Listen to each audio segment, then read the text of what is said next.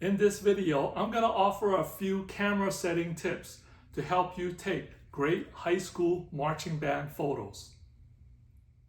If you're looking for professional results to make professional quality photos, then this video is not for you.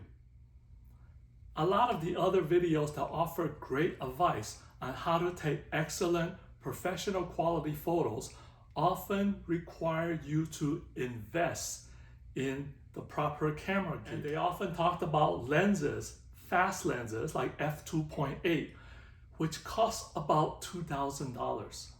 So if you got the money, then sure, buy the proper equipment. For the rest of us who have kit lenses that you got from Walmart, Best Buy, or Costco, then let's continue.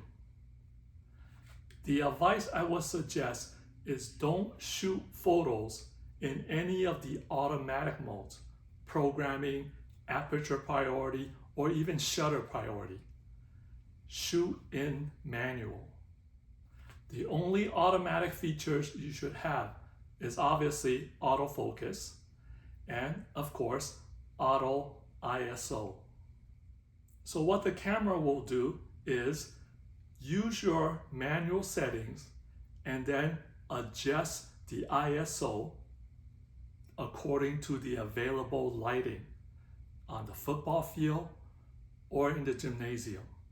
So let the camera control the ISO.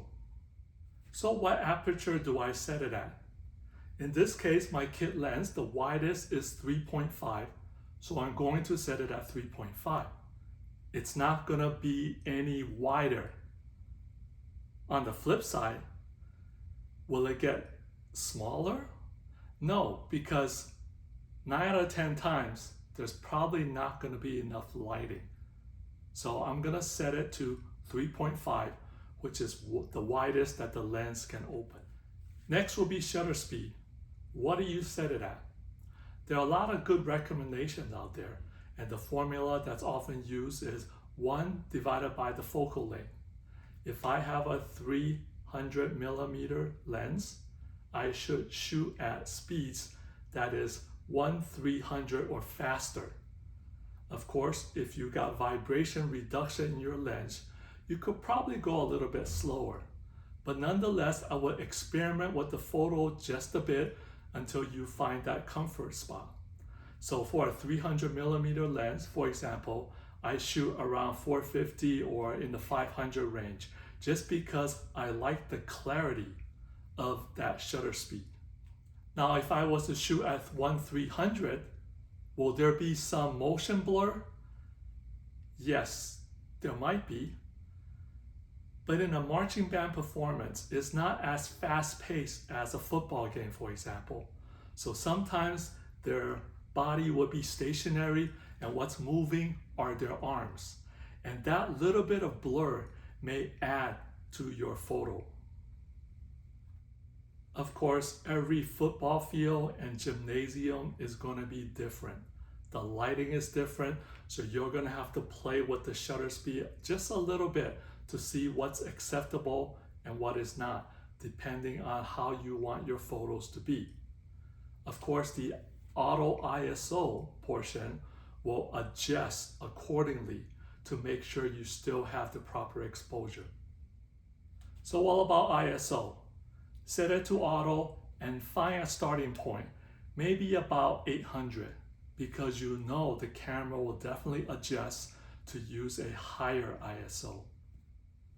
Some will say shooting at a high ISO will produce grainy results. That may be true.